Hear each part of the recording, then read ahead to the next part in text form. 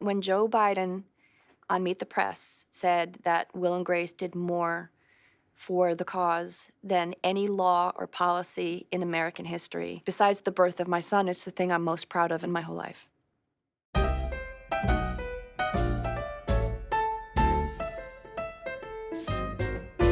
I was born in Brooklyn, but I grew up in East Greenwich, Rhode Island. I was a lonely kid. I was one of maybe 3 Jewish kids in the whole school system. So I always felt like an outsider, but I loved to perform, and so I took dance lessons all the time. I saw Annie. I was 7 or 8, and I saw these girls up there singing and dancing, and I was like basically levitating. I was like, I want to do that. I have to do that. Drama just felt completely liberating. That's really where I found my power, where I found my voice, and I found my purpose.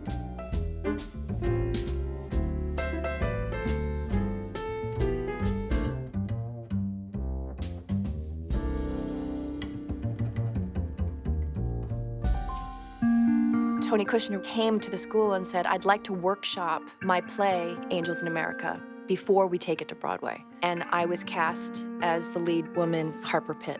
The AIDS epidemic was rampant. There was fear and confusion and prejudice, and this play was about that.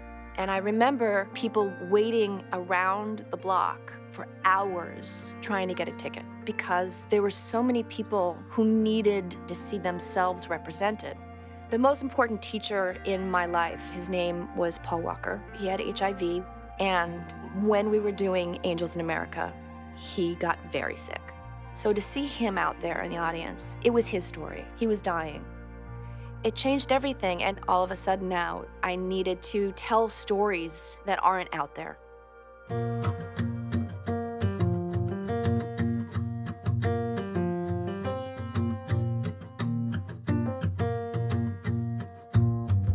I said no to Will and Grace.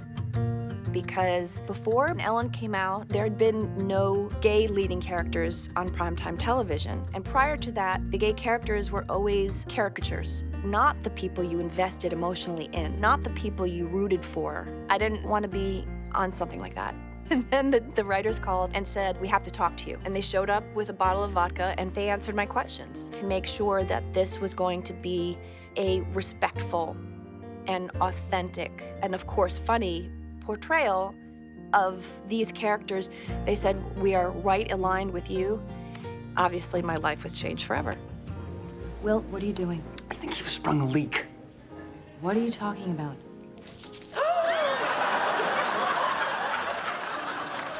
I haven't been with a woman in some time, but I'm pretty sure they're not supposed to do that. We started to realize that this was more than just a source of laughter for people. I was in an airport, and this woman came up to me, and she said, you know what?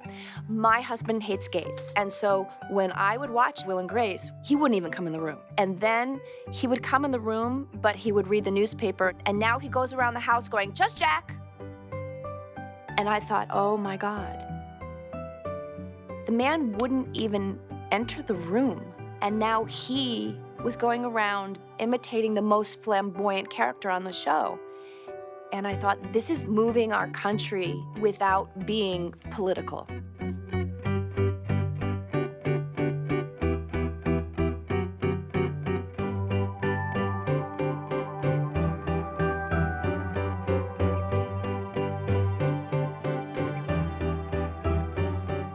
As much as I was loved and respected, I never really felt heard. I felt like I had more to contribute. Nothing is more important to me than people being treated equally, whether they be in the LGBT community, whether they be women. It's all coming down to equality. And if I can use my voice to help push things forward, then I just feel like it's my obligation to use it, and it's my privilege to use it.